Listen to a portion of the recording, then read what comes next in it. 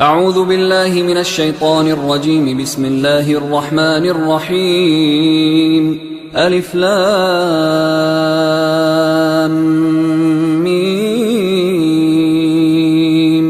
ذلك الكتاب لا ريب فيه هدى للمتقين الذين يؤمنون بالغيب ويقيمون الصلاة ومما رزقناهم ينفقون والذين يؤمنون بما أنزل إليك وما أنزل من قبلك وبالآخرة هم يوقنون أولئك على هدى من ربهم وأولئك هم المفلحون. إن الذين كفروا سواء عليهم أأنذرتهم أم لم تنذرهم لا يؤمنون. ختم الله على قلوبهم وعلى سمعهم وعلى أبصارهم غشاوة ولهم عذاب عظيم. ومن الناس من يقول آمنا بالله وباليوم الآخر وما هم بمؤمنين يخادعون الله والذين آمنوا وما يخدعون إلا أنفسهم وما يشعرون. في قلوبهم مرض فزادهم الله مرضا ولهم عذاب أليم بما كانوا يكذبون. وإذا قيل لهم لا تفسدوا في الأرض قالوا إنما نحن مصلحون ألا إنهم هم المفسدون ولكن لا يشعرون. وإذا قيل لهم آمنوا كما آمن الناس قالوا أنؤمن كما آمن السفهاء ألا إنهم هم السفهاء ولكن لا يعلمون. وإذا لقوا الذين آمنوا قالوا آمنا وإذا خلوا إلى شياطينهم قالوا إنا معكم إنما نحن مستهزئون. الله يستهزئ بهم ويمدهم في طغيانهم يعمهون. أولئك الذين اشتروا الضلالة بالهدى فما ربحت تجارتهم وما كانوا مهتدين. مثلهم كمثل الذي استوقد نارا فلما أضاءت ما حوله ذهب الله بنورهم وتركهم في ظلمات لا يبصرون. صم بكم عمي فهم لا يرجعون. أو كصيب من السماء فيه ظلمات ورعد وبرق يجعلون أصابعهم في آذانهم من الصواعق حذر الموت والله محيط بالكافرين. يكاد البرق يخطف أبصارهم كلما أضاء لهم مشوا فيه وإذا أظلم عليهم قاموا ولو شاء الله لذهب بسمعهم وأبصارهم إن الله على كل شيء قدير. يا أيها الناس اعبدوا ربكم الذي خلقكم والذين من قبلكم لعلكم تتقون. الذي جعل لكم الأرض فراشا والسماء بناء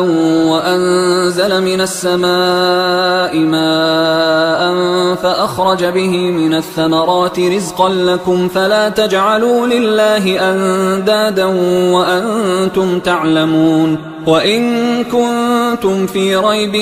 مما نزلنا على عبدنا فأتوا بسورة من مثله وادعوا شهداءكم من دون الله إن كنتم صادقين. فإن لم تفعلوا ولن تفعلوا فاتقوا النار التي وقودها الناس والحجارة أعدت للكافرين. وبشر الذين آمنوا وعملوا الصالحات أن لهم جنات تجري من تحتها الأنهار كلما رزقوا منها من ثمرة رزقا قالوا هذا الذي رزقنا من قبل وأتوا به متشابها ولهم فيها أزواج مطهرة وهم فيها خالدون. إن الله لا يستحيي أن يضرب مثلا ما بعوضة فما فوقها فأما الذين آمنوا فيعلمون أنه الحق من ربهم، وأما الذين كفروا فيقولون ماذا أراد الله بهذا مثلا يضل به كثيرا ويهدي به كثيرا وما يضل به إلا الفاسقين الذين ينقضون عهد الله من بعد ميثاقه ويقطعون ما أمر الله به أن يوصل ويفسدون في الأرض أولئك هم الخاسرون. كيف تكفرون بالله وكنتم أمواتا فأحياكم ثم يميتكم ثم يحييكم ثم إليه ترجعون. هو الذي خلق لكم ما في الأرض جميعا ثم استوى إلى السماء فسواهن 7 سماوات وهو بكل شيء عليم. وإذ قال ربك للملائكة إني جاعل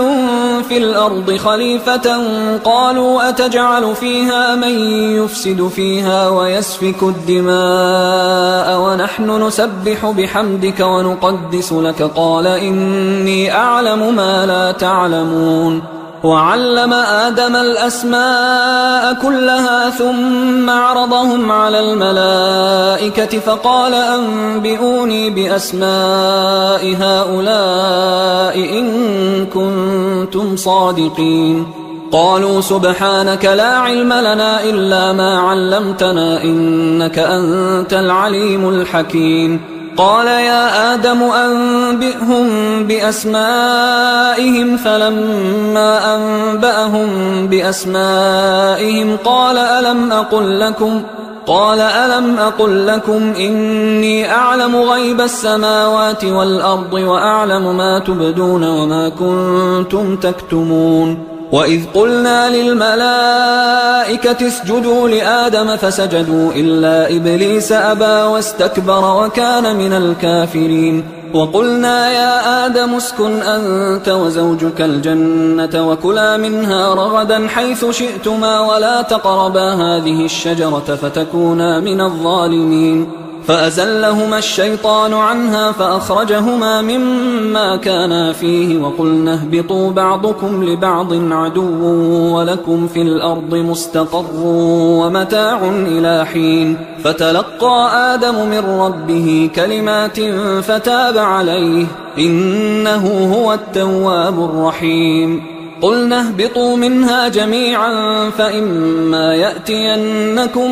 مني هدى فمن تبع هداي فلا خوف عليهم ولا هم يحزنون. والذين كفروا وكذبوا بآياتنا أولئك أصحاب النار هم فيها خالدون. يا بني إسرائيل اذكروا نعمتي التي أنعمت عليكم وأوفوا بعهدي أوف بعهدكم وإياي فارهبون. وآمنوا بما أنزلت مصدقا لما معكم ولا تكونوا أول كافر به ولا تشتروا بآياتي ثمنا قليلا وإياي فاتقون. ولا تلبسوا الحق بالباطل وتكتموا الحق وأنتم تعلمون. وأقيموا الصلاة وآتوا الزكاة واركعوا مع الراكعين. أتأمرون الناس بالبر وتنسون أنفسكم وأنتم تتلون الكتاب أفلا تعقلون. واستعينوا بالصبر والصلاة وإنها لكبيرة إلا على الخاشعين الذين يظنون أنهم ملاقو ربهم وأنهم إليه راجعون. يا بني إسرائيل اذكروا نعمتي التي أنعمت عليكم وأني فضلتكم على العالمين. واتقوا يوما لا تجزي نفس عن نفس شيئا ولا يقبل منها شفاعة ولا يؤخذ منها عدل ولا هم ينصرون. وإذ نجيناكم من آل فرعون يسومونكم سوء العذاب يذبحون أبناءكم ويستحيون نساءكم وفي ذلكم بلاء من ربكم عظيم. وإذ فرقنا بكم البحر فأنجيناكم وأغرقنا آل فرعون وأنتم تنظرون. وإذ واعدنا موسى 40 ليلة ثم اتخذتم العجل من بعده وأنتم ظالمون. ثم عفونا عنكم من بعد ذلك لعلكم تشكرون وإذ آتينا موسى الكتاب والفرقان لعلكم تهتدون وإذ قال موسى لقومه يا قوم إنكم ظلمتم أنفسكم باتخاذكم العجل فتوبوا إلى بارئكم فاقتلوا أنفسكم ذلكم خير لكم عند بارئكم فتاب عليكم إنه هو التواب الرحيم وإذ قلتم يا موسى لن نؤمن لك حتى نرى الله جهرة فأخذتكم الصاعقة وأنتم تنظرون ثم بعثناكم من بعد موتكم لعلكم تشكرون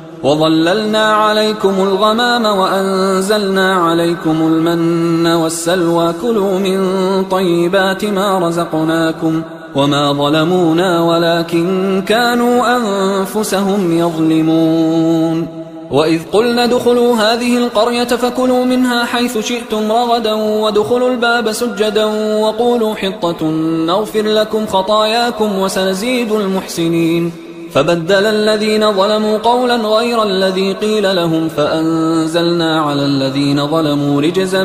من السماء بما كانوا يفسقون وإذ استسقى موسى لقومه فقلنا اضرب بعصاك الحجر فانفجرت منه 12 عينا قد علم كل أناس مشربهم كلوا واشربوا من رزق الله ولا تعثوا في الأرض مفسدين وإذ قلتم يا موسى لن نصبر على طعام واحد فادع لنا ربك يخرج لنا مما تنبت الأرض من بقلها وقثائها وفومها وعدسها وبصلها قال أتستبدلون الذي هو أدنى بالذي هو خير اهبطوا مصرا فإن لكم ما سألتم وضربت عليهم الذلة والمسكنة وباءوا بغضب من الله ذلك بأنهم كانوا يكفرون بآيات الله ويقتلون النبيين بغير الحق ذلك بما عصوا وكانوا يعتدون إن الذين آمنوا والذين هادوا والنصارى والصابئين من آمن بالله واليوم الآخر وعمل صالحا فلهم أجرهم عند ربهم ولا خوف عليهم ولا هم يحزنون وإذ أخذنا ميثاقكم ورفعنا فوقكم الطور خذوا ما آتيناكم بقوة واذكروا ما فيه لعلكم تتقون ثم توليتم من بعد ذلك فلولا فضل الله عليكم ورحمته لكنتم من الخاسرين ولقد علمتم الذين اعتدوا منكم في السبت فقلنا لهم كونوا قردة خاسئين فجعلناها نكالا لما بين يديها وما خلفها وموعظة للمتقين وإذ قال موسى لقومه إن الله يأمركم أن تذبحوا بقرة قالوا أتتخذنا هزوا قال أعوذ بالله أن أكون من الجاهلين قالوا ادع لنا ربك يبين لنا ما هي قال إنه يقول إنها بقرة لا فارض ولا بكر عوان بين ذلك فافعلوا ما تؤمرون قالوا ادع لنا ربك يبين لنا ما لونها قال إنه يقول إنها بقرة صفراء فاقع لونها تسر الناظرين قالوا ادع لنا ربك يبين لنا ما هي إن البقرة شابه علينا وإنا إن شاء الله لمهتدون قال إنه يقول إنها بقرة لا ذلول تثير الأرض ولا تسقي الحرث مسلمة لا شية فيها قالوا الآن جئت بالحق فذبحوها وما كادوا يفعلون وإذ قتلتم نفسا فادارأتم فيها والله مخرج ما كنتم تكتمون فقلنا اضربوه ببعضها كذلك يحيي الله الموتى ويريكم آياته لعلكم تعقلون ثم قست قلوبكم من بعد ذلك فهي كالحجارة أو أشد قسوة وإن من الحجارة لما يتفجر منه الأنهار وإن منها لما يشقق فيخرج منه الماء وإن منها لما يهبط من خشية الله وما الله بغافل عما تعملون أفتطمعون أن يؤمنوا لكم وقد كان فريق منهم يسمعون كلام الله ثم يحرفونه من بعد ما عقلوه وهم يعلمون وإذا لقوا الذين آمنوا قالوا آمنا وإذا خلا بعضهم إلى بعض قالوا أتحدثونهم بما فتح الله عليكم ليحاجوكم به عند ربكم أفلا تعقلون أولا يعلمون أن الله يعلم ما يسرون وما يعلنون ومنهم أميون لا يعلمون الكتاب إلا أماني وإنهم إلا يظنون فويل للذين يكتبون الكتاب بأيديهم ثم يقولون هذا من عند الله ليشتروا به ثمنا قليلا فويل لهم مما كتبت أيديهم وويل لهم مما يكسبون وقالوا لن تمسنا النار إلا أياما معدودة قل أتخذتم عند الله عهدا فلن يخلف الله عهده أم تقولون على الله ما لا تعلمون بلى من كسب سيئة وأحاطت به خطيئته فأولئك أصحاب النار هم فيها خالدون والذين آمنوا وعملوا الصالحات أولئك أصحاب الجنة هم فيها خالدون وإذ أخذنا ميثاق بني إسرائيل لا تعبدون إلا الله وبالوالدين إحسانا وذي القربى واليتامى والمساكين وقولوا للناس حسنا وأقيموا الصلاة وآتوا الزكاة ثم توليتم إلا قليلا منكم وأنتم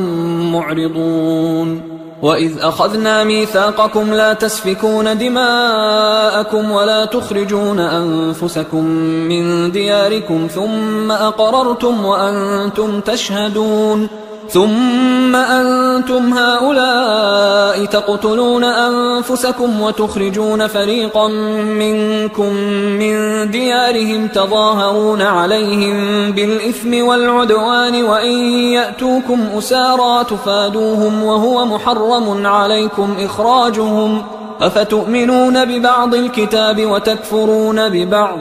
فما جزاء من يفعل ذلك منكم إلا خزي في الحياة الدنيا ويوم القيامة يردون إلى أشد العذاب وما الله بغافل عما تعملون أولئك الذين اشتروا الحياة الدنيا بالآخرة فلا يخفف عنهم العذاب ولا هم ينصرون ولقد آتينا موسى الكتاب وقفينا من بعده بالرسل وآتينا عيسى ابن مريم البينات وأيدناه بروح القدس أفكلما جاءكم رسول بما لا تهوى أنفسكم استكبرتم ففريقا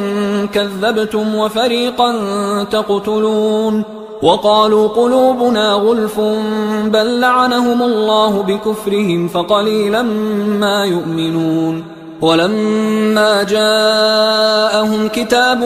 من عند الله مصدق لما معهم وكانوا من قبل يستفتحون على الذين كفروا فلما جاءهم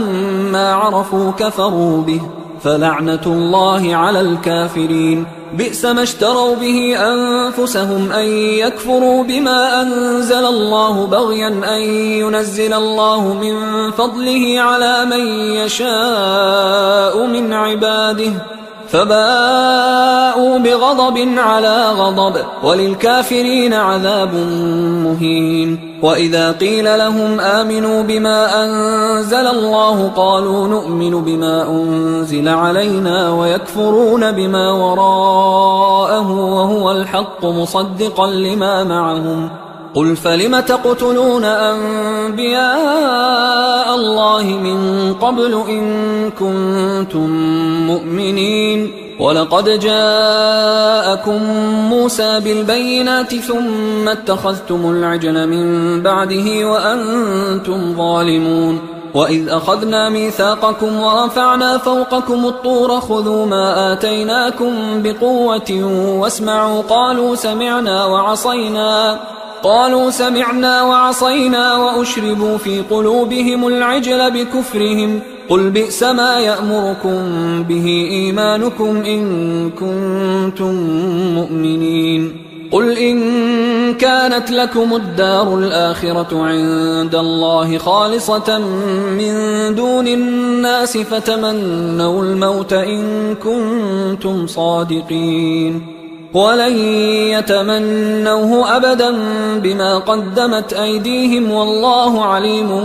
بالظالمين ولتجدنهم أحرص الناس على حياة ومن الذين أشركوا يود أحدهم لو يعمر 1000 سنة وما هو بمزحزحه من العذاب أن يعمر والله بصير بما يعملون قل من كان عدوا لجبريل فإنه نزله على قلبك بإذن الله مصدقا لما بين يديه وهدى وبشرى للمؤمنين من كان عدوا لله وملائكته ورسله وجبريل وميكال فإن الله عدو للكافرين ولقد أنزلنا إليك آيات بينات وما يكفر بها إلا الفاسقون أوكلما عاهدوا عهدا نبذه فريق منهم بل أكثرهم لا يؤمنون ولما جاءهم رسول من عند الله مصدق لما معهم نبذ فريق من الذين أوتوا الكتاب كتاب الله وراء ظهورهم كأنهم لا يعلمون واتبعوا ما تتلو الشياطين على ملك سليمان وما كفر سليمان ولكن الشياطين كفروا يعلمون الناس السحر وما أنزل على الملكين ببابل هاروت وماروت وما يعلمان من أحد حتى يقولا إنما نحن فتنة فلا تكفر فيتعلمون منهما ما يفرقون به بين المرء وزوجه وما هم بضارين به من أحد إلا بإذن الله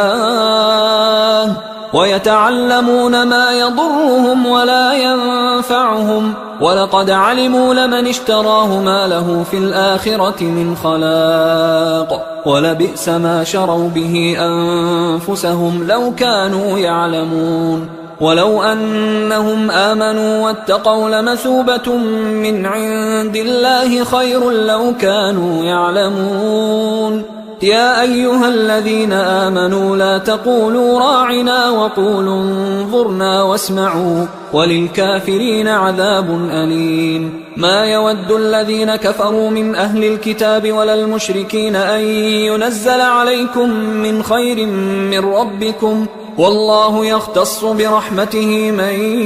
يشاء والله ذو الفضل العظيم ما ننسخ من آية أو ننسها نأت بخير منها أو مثلها ألم تعلم أن الله على كل شيء قدير ألم تعلم أن الله له ملك السماوات والأرض وما لكم من دون الله من ولي ولا نصير أم تريدون أن تسألوا رسولكم كما سئل موسى من قبل ومن يتبدل الكفر بالإيمان فقد ضل سواء السبيل ود كثير من أهل الكتاب لو يردونكم من بعد إيمانكم كفارا حسدا من عند أنفسهم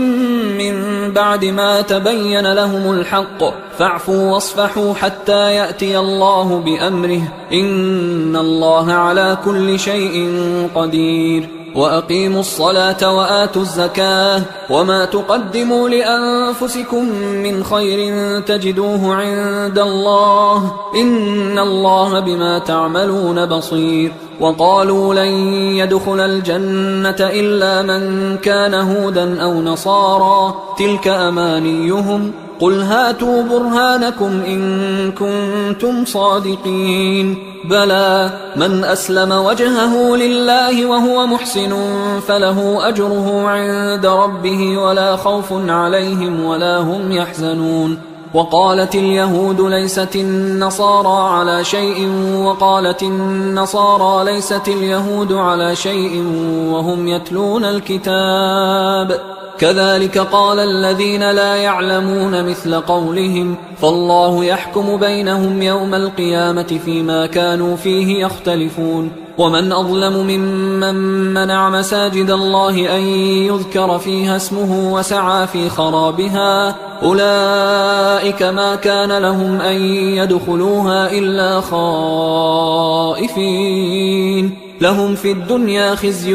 ولهم في الآخرة عذاب عظيم ولله المشرق والمغرب فأينما تولوا فثم وجه الله إن الله واسع عليم وقالوا اتخذ الله ولدا سبحانه بل له ما في السماوات والأرض كل له قانتون بديع السماوات والأرض وإذا قضى أمرا فإنما يقول له كن فيكون وقال الذين لا يعلمون لولا يكلمنا الله أو تأتينا آية كذلك قال الذين من قبلهم مثل قولهم تشابهت قلوبهم قد بينا الآيات لقوم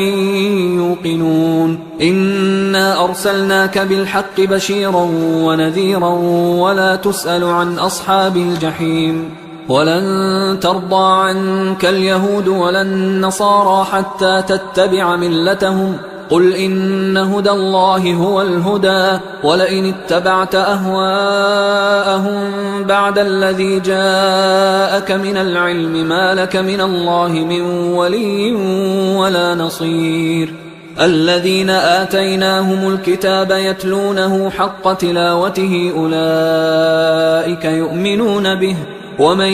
يكفر به فأولئك هم الخاسرون يا بني إسرائيل اذكروا نعمتي التي أنعمت عليكم وأني فضلتكم على العالمين واتقوا يوما لا تجزي نفس عن نفس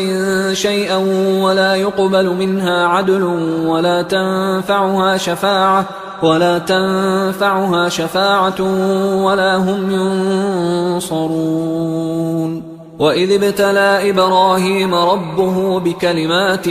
فأتمهن قال إني جاعلك للناس إماما قال ومن ذريتي قال لا ينال عهد الظالمين وإذ جعلنا البيت مثابة للناس وأمنا واتخذوا من مقام إبراهيم مصلى وعهدنا إلى إبراهيم وإسماعيل أن طهرا بيتي للطائفين والعاكفين والركع السجود وإذ قال إبراهيم رب اجعل هذا بلدا آمنا وارزق أهله من الثمرات من آمن منهم بالله واليوم الآخر قال ومن كفر فأمتعه قليلا ثم أضطره إلى عذاب النار وبئس المصير وإذ يرفع إبراهيم القواعد من البيت وإسماعيل ربنا تقبل منا إنك أنت السميع العليم ربنا وجعلنا مسلمين لك ومن ذريتنا أمة مسلمة لك وأرنا مناسكنا وتب علينا إنك أنت التواب الرحيم ربنا وبعث فيهم رسولا منهم يتلو عليهم آياتك ويعلمهم الكتاب والحكمة ويزكيهم إنك أنت العزيز الحكيم ومن يرغب عن ملة إبراهيم إلا من سفه نفسه ولقد اصطفيناه في الدنيا وإنه في الآخرة لمن الصالحين إذ قال له ربه أسلم قال أسلمت لرب العالمين. ووصى بها إبراهيم بنيه ويعقوب يا بني إن الله اصطفى لكم الدين فلا تموتن إلا وأنتم مسلمون. أم كنتم شهداء إذ حضر يعقوب الموت إذ قال لبنيه ما تعبدون من بعدي قالوا نعبد إلهك وإله آبائك إبراهيم وإسماعيل وإسحاق إلها واحدا ونحن له مسلمون. تلك أمة قد خلت لها ما كسبت ولكم ما كسبتم ولا تسألون عما كانوا يعملون. وقالوا كونوا هودا أو نصارى تهتدوا قل بل ملة إبراهيم حنيفا وما كان من المشركين. قولوا آمنا بالله وما أنزل إلينا وما أنزل إلى إبراهيم وإسماعيل وإسحاق ويعقوب والأسباط وما أوتي موسى وعيسى وما أوتي النبيون من ربهم لا نفرق بين أحد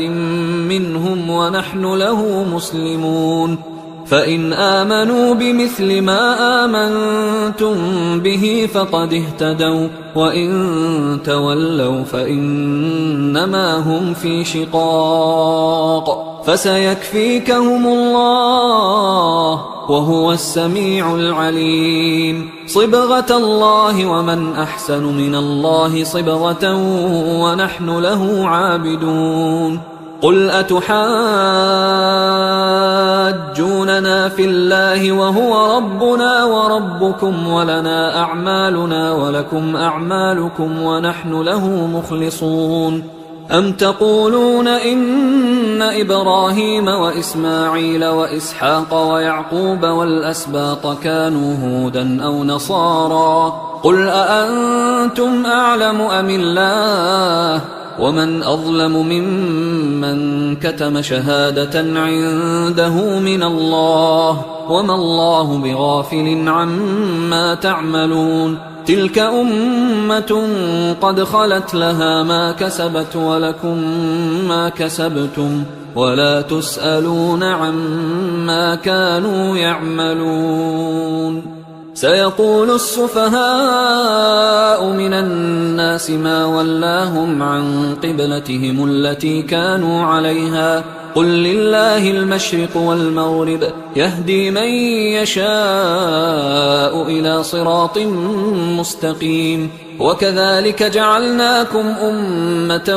وسطا لتكونوا شهداء على الناس ويكون الرسول عليكم شهيدا. وما جعلنا القبلة التي كنت عليها إلا لنعلم من يتبع الرسول ممن ينقلب على عقبيه وإن كانت لكبيرة إلا على الذين هدى الله وما كان الله ليضيع إيمانكم إن الله بالناس لرؤوف رحيم. قد نرى تقلب وجهك في السماء فلنولينك قبلة ترضاها فول وجهك شطر المسجد الحرام وحيث ما كنتم فولوا وجوهكم شطره وإن الذين أوتوا الكتاب ليعلمون أنه الحق من ربهم وما الله بغافل عما يعملون. ولئن أتيت الذين أوتوا الكتاب بكل آية ما تبعوا قبلتك وما أنت بتابع قبلتهم وما بعضهم بتابع قبلة بعض ولئن اتبعت أهواءهم من بعد ما جاءك من العلم إنك إذا لمن الظالمين. الذين آتيناهم الكتاب يعرفونه كما يعرفون أبناءهم وإن فريقا منهم ليكتمون الحق وهم يعلمون. الحق من ربك فلا تكونن من الممترين ولكل وجهة هو موليها فاستبقوا الخيرات أينما تكونوا يأت بكم الله جميعا إن الله على كل شيء قدير ومن حيث خرجت فول وجهك شطر المسجد الحرام وإنه للحق من ربك وما الله بغافل عما تعملون ومن حيث خرجت فول وجهك شطر المسجد الحرام وحيث ما كنتم فولوا وجوهكم شطره لئلا يكون للناس عليكم حجة إلا الذين ظلموا منهم فلا تخشوهم واخشوني ولأتم نعمتي عليكم ولعلكم تهتدون كما أرسلنا فيكم رسولا منكم يتلو عليكم آياتنا ويزكيكم ويعلمكم الكتاب والحكمة ويعلمكم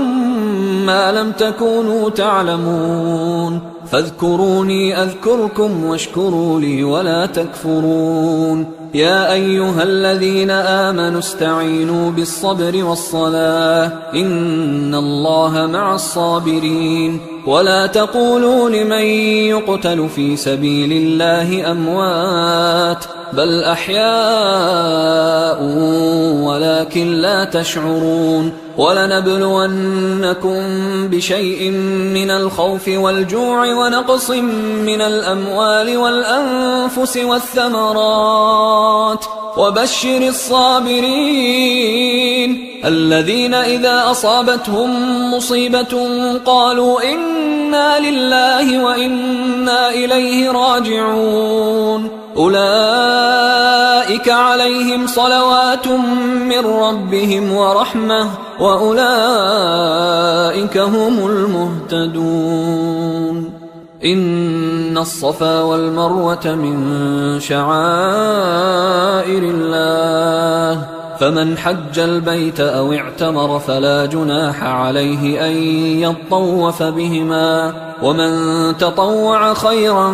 فإن الله شاكر عليم إن الذين يكتمون ما أنزلنا من البينات والهدى من بعد ما بيناه للناس في الكتاب أولئك يلعنهم الله ويلعنهم اللاعنون إلا الذين تابوا وأصلحوا وبينوا فأولئك أتوب عليهم وأنا التواب الرحيم إن الذين كفروا وماتوا وهم كفار أولئك عليهم لعنة الله والملائكة والناس أجمعين خالدين فيها لا يخفف عنهم العذاب ولا هم ينظرون وإلهكم إله واحد لا إله إلا هو الرحمن الرحيم إن في خلق السماوات والأرض واختلاف الليل والنهار والفلك التي تجري في البحر بما ينفع الناس وما أنزل الله من السماء من ماء فأحيا به الأرض بعد موتها وبث فيها من كل دابة وتصريف الرياح والسحاب المسخر بين السماء والأرض لآيات لقوم يعقلون ومن الناس من يتخذ من دون الله أندادا يحبونهم كحب الله والذين آمنوا أشد حبا لله ولو يرى الذين ظلموا إذ يرون العذاب أن القوة لله جميعا وأن الله شديد العذاب إذ تبرأ الذين اتبعوا من الذين اتبعوا ورأوا العذاب وتقطعت بهم الأسباب وقال الذين اتبعوا لو أن لنا كرة فنتبرأ منهم كما تبرأوا منا كذلك يريهم الله أعمالهم حسرات عليهم وما هم بخارجين من النار يا أيها الناس كلوا مما في الأرض حلالا طيبا ولا تتبعوا خطوات الشيطان إنه لكم عدو مبين إنما يأمركم بالسوء والفحشاء وأن تقولوا على الله ما لا تعلمون وإذا قيل لهم اتبعوا ما أنزل الله قالوا بل نتبع ما ألفينا عليه آباءنا أولو كان آباؤهم لا يعقلون شيئا ولا يهتدون ومثل الذين كفروا كمثل الذي ينعق بما لا يسمع إلا دعاء ونداء صم بكم عمي فهم لا يعقلون يا أيها الذين آمنوا كلوا من طيبات ما رزقناكم واشكروا لله إن كنتم إياه تعبدون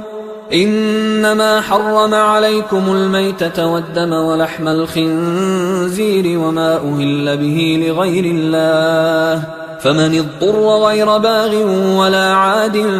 فلا إثم عليه إن الله غفور رحيم إن الذين يكتمون ما أنزل الله من الكتاب ويشترون به ثمنا قليلا أولئك ما يأكلون في بطونهم إلا النار ولا يكلمهم الله يوم القيامة ولا يزكيهم ولهم عذاب أليم أولئك الذين اشتروا الضلالة بالهدى والعذاب بالمغفرة فما أصبرهم على النار ذلك بأن الله نزل الكتاب بالحق وإن الذين اختلفوا في الكتاب لفي شقاق بعيد ليس البر أن تولوا وجوهكم قبل المشرق والمغرب ولكن البر من آمن بالله واليوم الآخر والملائكة والكتاب والنبيين وآتى المال على حبه ذوي القربى واليتامى والمساكين وابن السبيل والسائلين وفي الرقاب وأقام الصلاة وآتى الزكاة والموفون بعهدهم إذا عاهدوا والصابرين في البأساء والضراء وحين البأس أولئك الذين صدقوا وأولئك هم المتقون يا أيها الذين آمنوا كتب عليكم القصاص في القتلى الحر بالحر والعبد بالعبد والأنثى بالأنثى فمن عفي له من أخيه شيء فاتباع بالمعروف وأداء إليه بإحسان ذلك تخفيف من ربكم ورحمة فمن اعتدى بعد ذلك فله عذاب أليم ولكم في القصاص حياة يا أولي الألباب لعلكم تتقون كتب عليكم إذا حضر أحدكم الموت إن ترك خيرا الوصية للوالدين والأقربين بالمعروف حقا على المتقين فمن بدله بعدما سمعه فإنما إثمه على الذين يبدلونه إن الله سميع عليم فمن خاف من موص جنفا أو إثما فأصلح بينهم فلا إثم عليه إن الله غفور رحيم. يا أيها الذين آمنوا كتب عليكم الصيام كما كتب على الذين من قبلكم لعلكم تتقون أياما معدودات، فمن كان منكم مريضا أو على سفر فعدة من أيام أخر، وعلى الذين يطيقونه فدية طعام مسكين، فمن تطوع خيرا فهو خير له، وأن تصوموا خير لكم إن كنتم تعلمون. شهر رمضان الذي أنزل فيه القرآن هدى للناس وبينات من الهدى والفرقان، فمن شهد منكم الشهر فليصم، ومن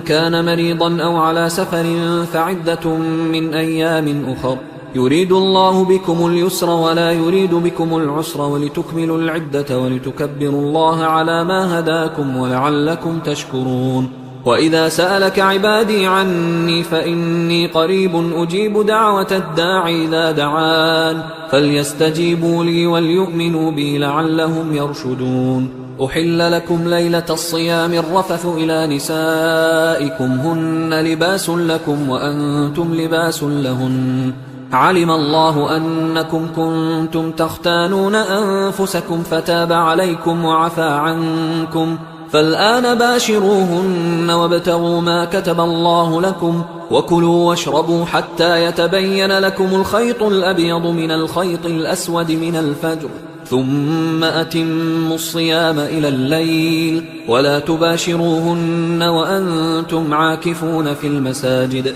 تلك حدود الله فلا تقربوها، كذلك يبين الله آياته للناس لعلهم يتقون. ولا تأكلوا أموالكم بينكم بالباطل وتدلوا بها إلى الحكام لتأكلوا فريقا من أموال الناس بالإثم وأنتم تعلمون. يسألونك عن الأهلة قل هي مواقيت للناس والحج، وليس البر بأن تأتوا البيوت من ظهورها ولكن البر من اتقى، وأتوا البيوت من أبوابها واتقوا الله لعلكم تفلحون. وقاتلوا في سبيل الله الذين يقاتلونكم ولا تعتدوا إن الله لا يحب المعتدين. وقتلوهم حيث ثقفتموهم وأخرجوهم من حيث أخرجوكم والفتنة أشد من القتل، ولا تقاتلوهم عند المسجد الحرام حتى يقاتلوكم فيه، فإن قاتلوكم فاقتلوهم، كذلك جزاء الكافرين، فإن انتهوا فإن الله غفور رحيم. وقاتلوهم حتى لا تكون فتنة ويكون الدين لله، فإن انتهوا فلا عدوان إلا على الظالمين.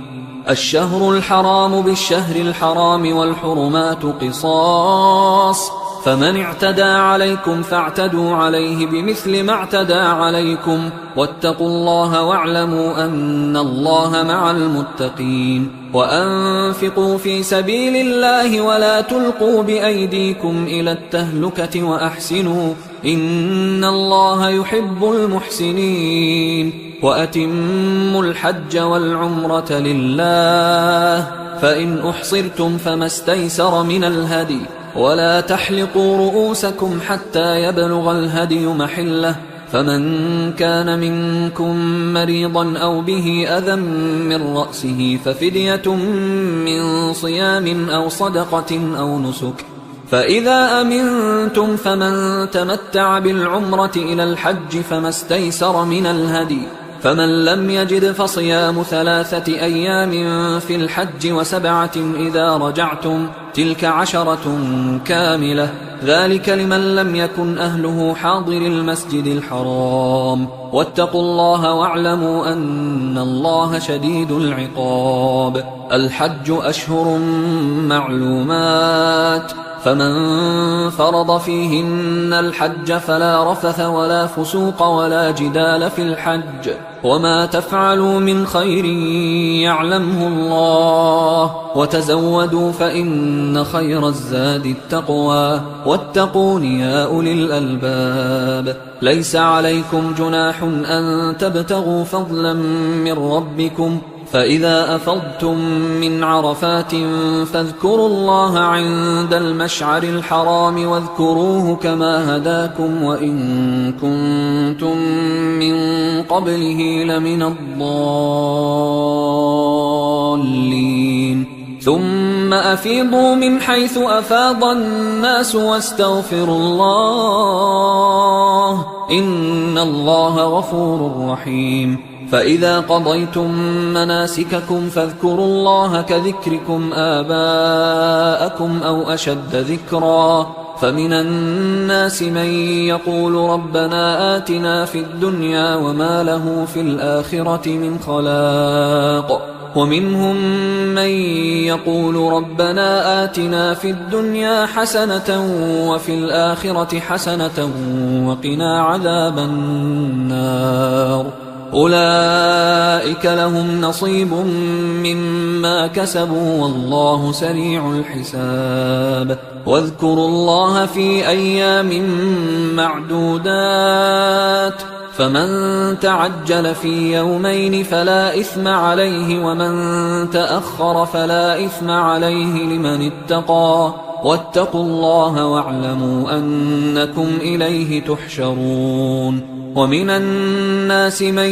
يعجبك قوله في الحياة الدنيا ويشهد الله على ما في قلبه وهو ألد الخصام وإذا تولى سعى في الأرض ليفسد فيها ويهلك الحرث والنسل والله لا يحب الفساد وإذا قيل له اتق الله أخذته العزة بالإثم فحسبه جهنم ولبئس المهاد ومن الناس من يشري نفسه ابتغاء مرضات الله والله رؤوف بالعباد يا أيها الذين آمنوا ادخلوا في السلم كافة ولا تتبعوا خطوات الشيطان إنه لكم عدو مبين فإن زللتم من بعد ما جاءتكم البينات فاعلموا أن الله عزيز حكيم هل ينظرون إلا أن يأتيهم الله في ظلل من الغمام والملائكة وقضي الأمر وإلى الله ترجع الأمور سل بني إسرائيل كم آتيناهم من آية بينة ومن يبدل نعمة الله من بعد ما جاءته فإن الله شديد العقاب زين للذين كفروا الحياة الدنيا ويسخرون من الذين آمنوا والذين اتقوا فوقهم يوم القيامة والله يرزق من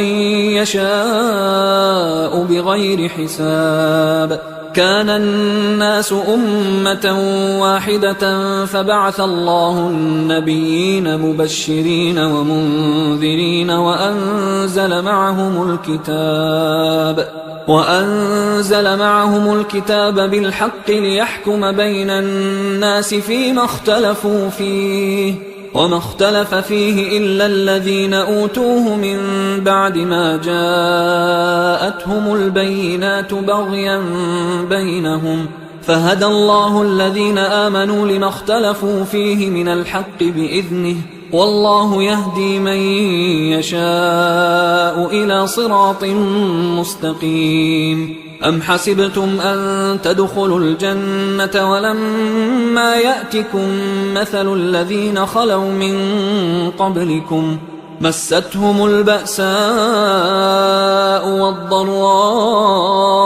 وزلزلوا حتى يقول الرسول والذين آمنوا معه متى نصر الله ألا إن نصر الله قريب يسألونك ماذا ينفقون قل ما أنفقتم من خير فللوالدين والأقربين واليتامى والمساكين وابن السبيل وما تفعلوا من خير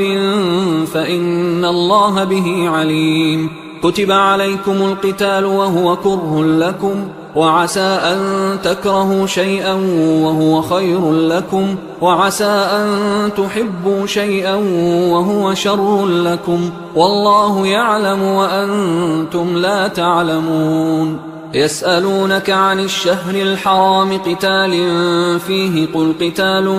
فيه كبير وصد عن سبيل الله وكفر به والمسجد الحرام وإخراج أهله منه أكبر عند الله والفتنة أكبر من القتل ولا يزالون يقاتلونكم حتى يردوكم عن دينكم إن استطاعوا ومن يرتدد منكم عن دينه فيمت وهو كافر فأولئك حبطت أعمالهم في الدنيا والآخرة وأولئك أصحاب النار هم فيها خالدون إن الذين آمنوا والذين هاجروا وجاهدوا في سبيل الله أولئك يرجون رحمة الله والله غفور رحيم يسألونك عن الخمر والميسر قل فيهما إثم كبير ومنافع للناس وإثمهما أكبر من نفعهما ويسألونك ماذا ينفقون قل العفو كذلك يبين الله لكم الآيات لعلكم تتفكرون في الدنيا والآخرة ويسألونك عن اليتامى قل إصلاح لهم خير وإن تخالطوهم فإخوانكم والله يعلم المفسد من المصلح ولو شاء الله لأعنتكم إن الله عزيز حكيم ولا تنكحوا المشركات حتى يؤمنوا ولأمة مؤمنة خير من مشركة ولو أعجبتكم ولا تنكحوا المشركين حتى يؤمنوا ولعبد مؤمن خير من مشرك ولو أعجبكم أولئك يدعون إلى النار والله يدعو إلى الجنة والمغفرة بإذنه ويبين آياته للناس لعلهم يتذكرون ويسألونك عن المحيض قل هو أذى فاعتزلوا النساء في المحيض ولا تقربوهن حتى يطهرن فإذا تطهرن فأتوهن من حيث أمركم الله إن الله يحب التوابين ويحب المتطهرين نساؤكم حرث لكم فأتوا حرثكم أنى شئتم وقدموا لأنفسكم واتقوا الله واعلموا أنكم ملاقوه وبشر المؤمنين ولا تجعلوا الله عرضة لأيمانكم أن تبروا وتتقوا وتصلحوا بين الناس والله سميع عليم لا يؤاخذكم الله باللغو في أيمانكم ولكن يؤاخذكم بما كسبت قلوبكم والله غفور حليم للذين يؤلون من نسائهم تربص 4 أشهر فإن فاءوا فإن الله غفور رحيم وإن عزموا الطلاق فإن الله سميع عليم والمطلقات يتربصن بأنفسهن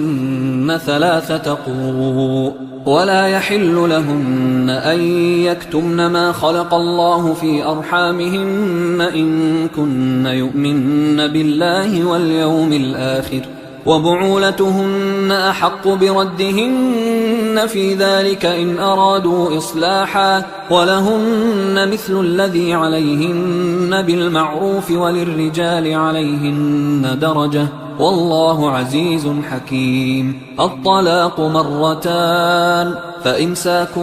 بمعروف أو تسريح بإحسان ولا يحل لكم أن تأخذوا مما آتيتموهن شيئا إلا أن يخافا ألا يقيما حدود الله فإن خفتم ألا يقيما حدود الله فلا جناح عليهما فيما افتدت به، تلك حدود الله فلا تعتدوها، ومن يتعد حدود الله فأولئك هم الظالمون. فإن طلقها فلا تحل له من بعد حتى تنكح زوجا غيره، فإن طلقها فلا جناح عليهما أن يتراجعا إن ظنا أن يقيما حدود الله، وتلك حدود الله يبينها لقوم يعلمون. وإذا طلقتم النساء فبلغن أجلهن فأمسكوهن بمعروف أو سرحوهن بمعروف، ولا تمسكوهن ضرارا لتعتدوا، ومن يفعل ذلك فقد ظلم نفسه. ولا تتخذوا آيات الله هزوا، واذكروا نعمة الله عليكم وما أنزل عليكم من الكتاب والحكمة يعظكم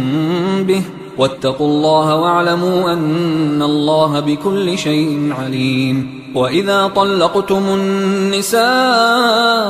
فبلغن أجلهن فلا تعضلوهن أن ينكحن أزواجهن إذا تراضوا بينهم بالمعروف، ذلك يوعظ به من كان منكم يؤمن بالله واليوم الآخر، ذلكم أزكى لكم وأطهر، والله يعلم وأنتم لا تعلمون. والوالدات يرضعن أولادهن حولين كاملين لمن أراد أن يتم الرضاعة، وعلى المولود له رزقهن وكسوتهن بالمعروف، لا تكلف نفس إلا وسعها، لا تضار والدة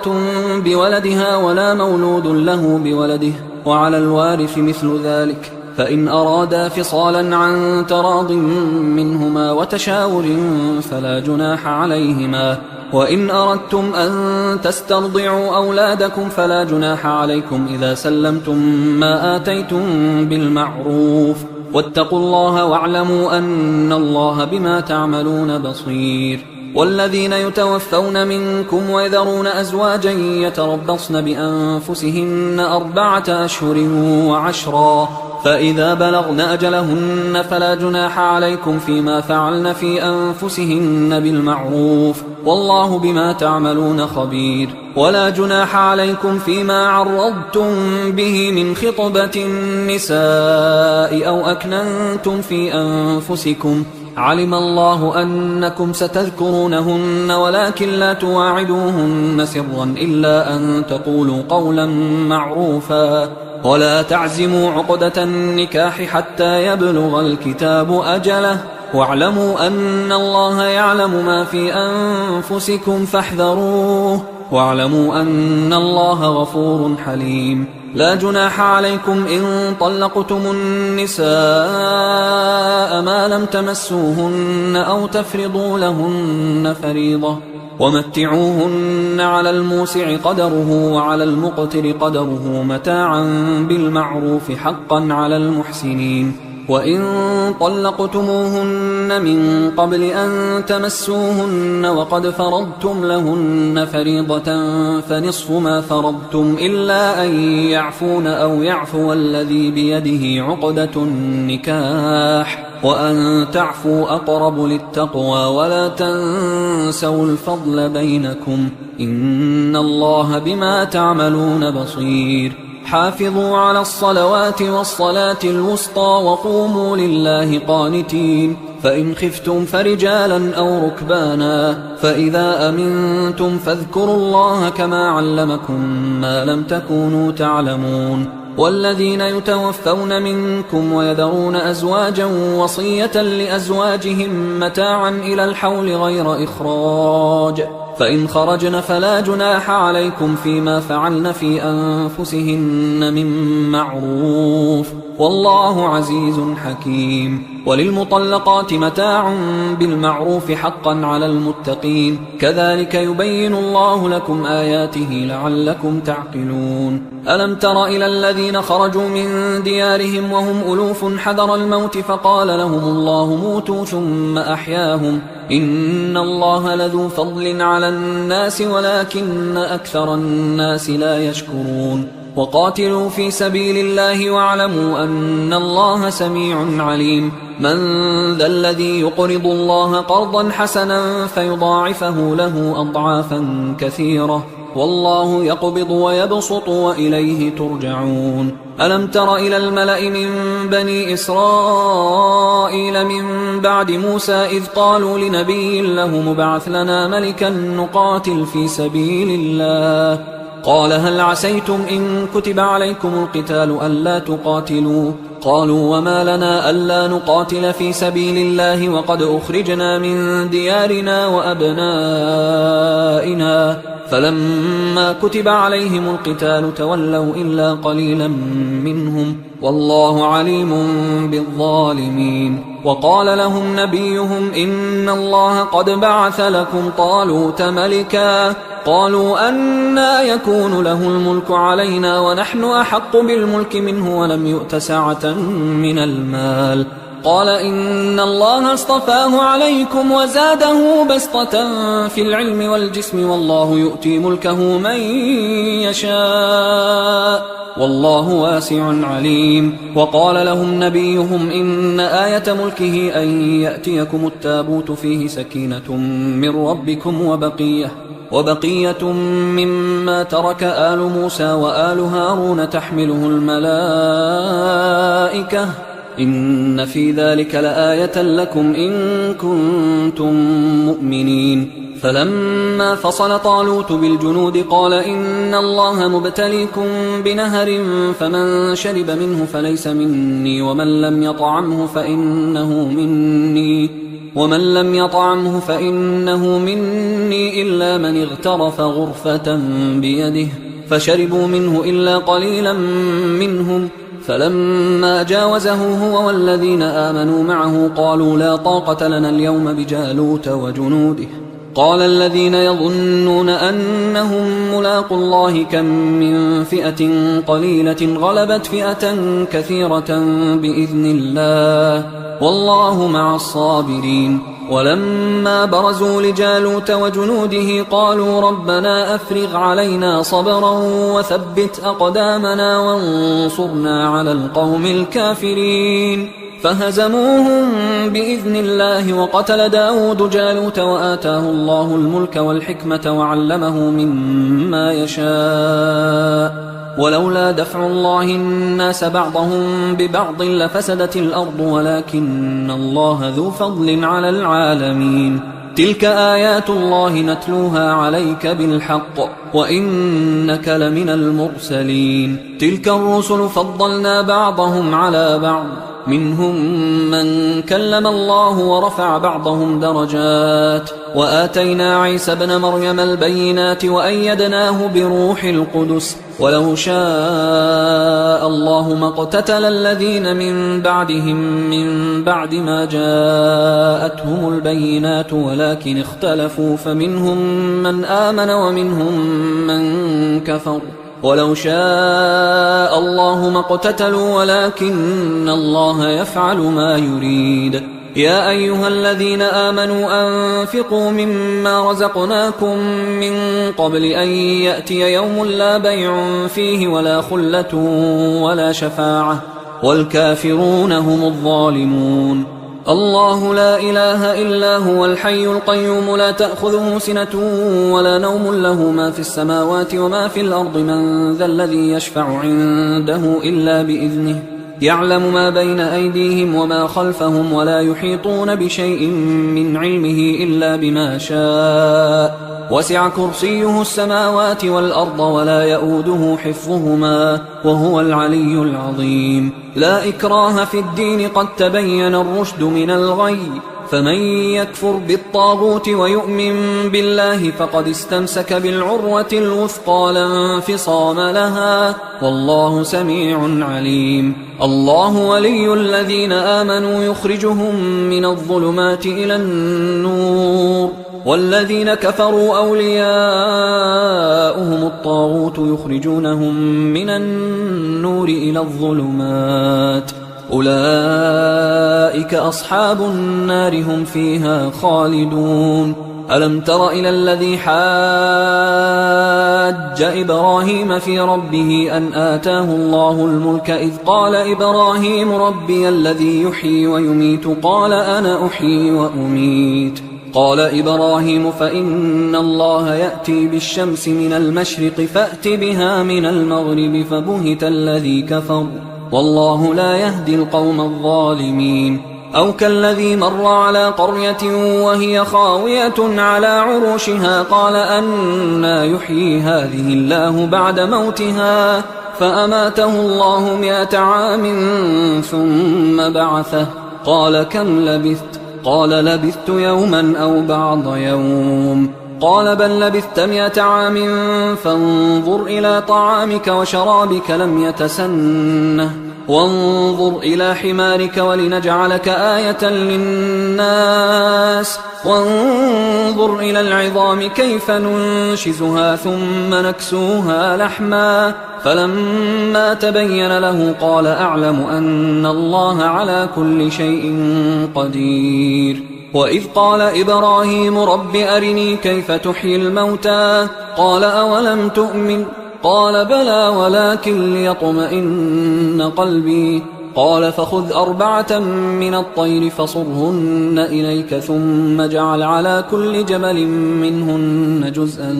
ثم ادعهن يأتينك سعيا واعلم أن الله عزيز حكيم. مثل الذين ينفقون أموالهم في سبيل الله كمثل حبة أنبتت 7 سنابل في كل سنبلة 100 حبة والله يضاعف لمن يشاء والله واسع عليم. الذين ينفقون أموالهم في سبيل الله ثم لا يتبعون ما أنفقوا منا ولا أذى لهم أجرهم عند ربهم ولا خوف عليهم ولا هم يحزنون. قول معروف ومغفرة خير من صدقة يتبعها أذى والله غني حليم. يا أيها الذين آمنوا لا تبطلوا صدقاتكم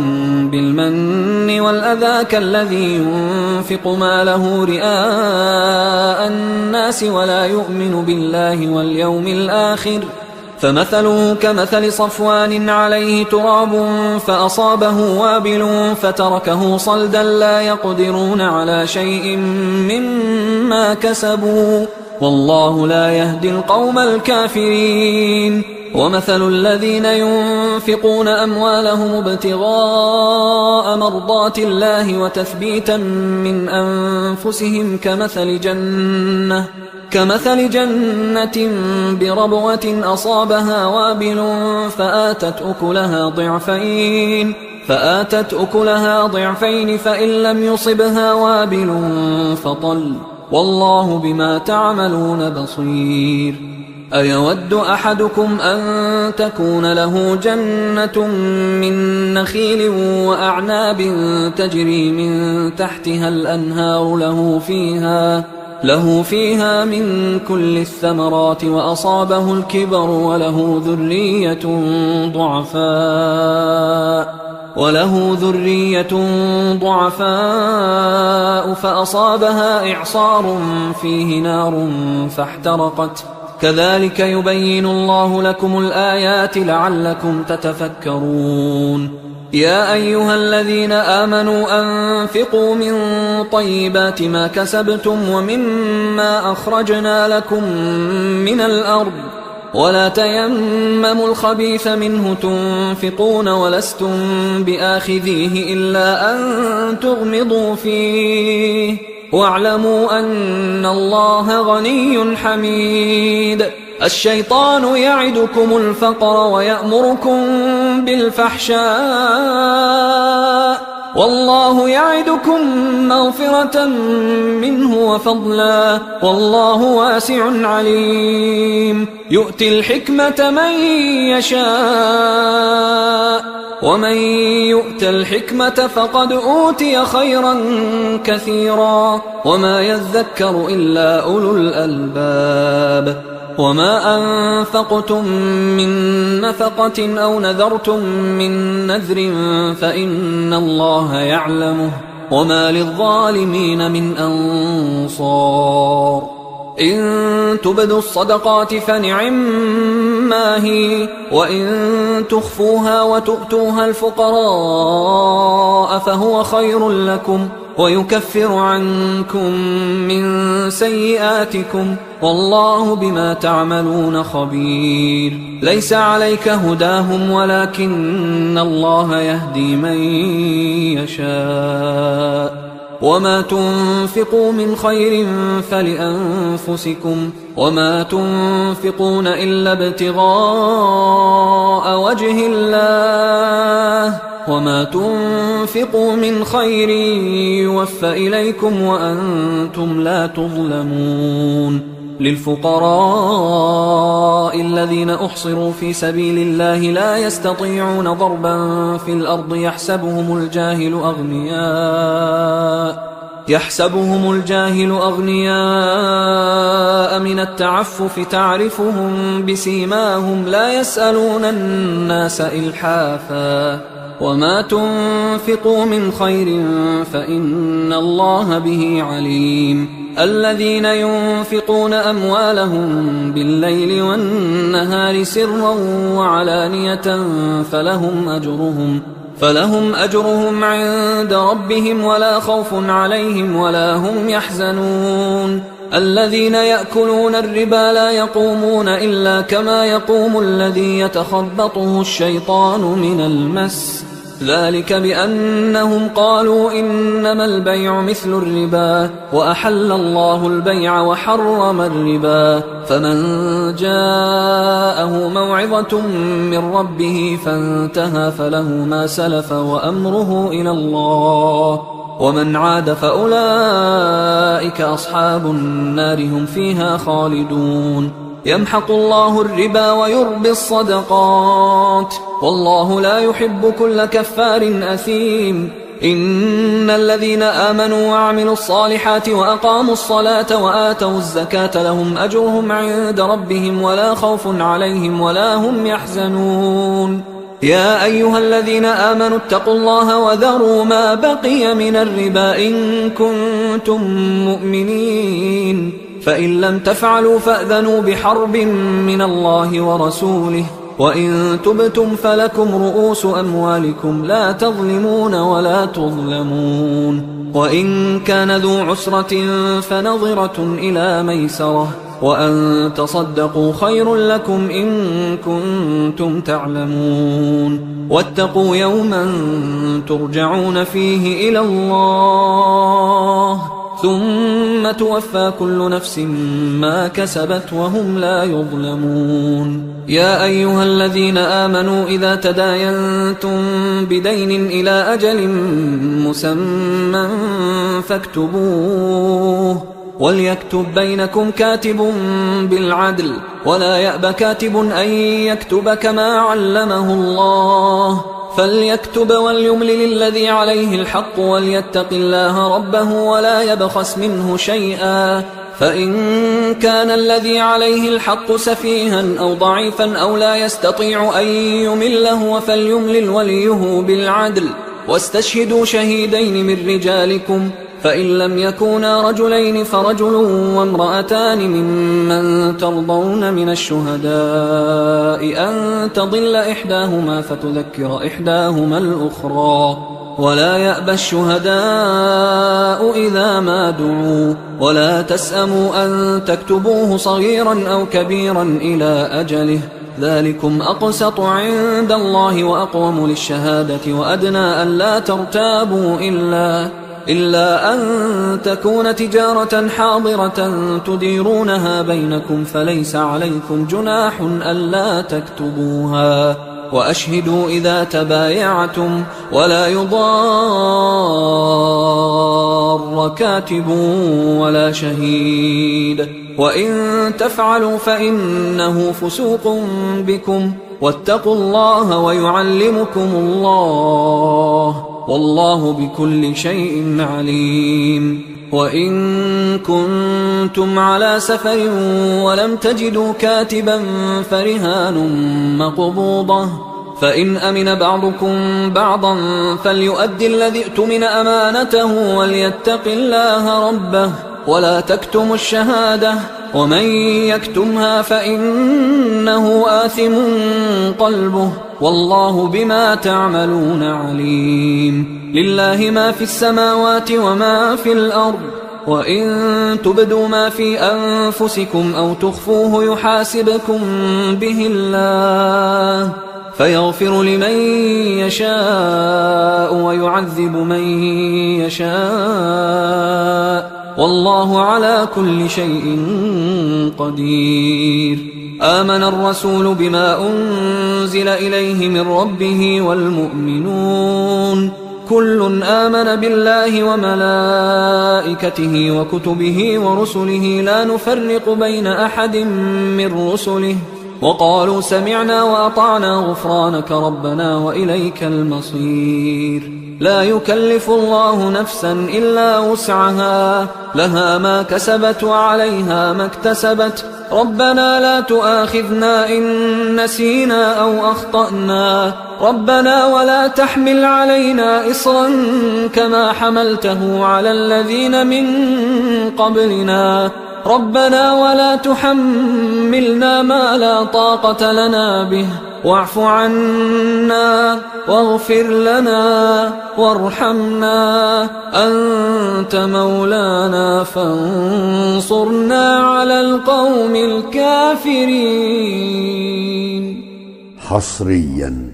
على قارئ القرآن.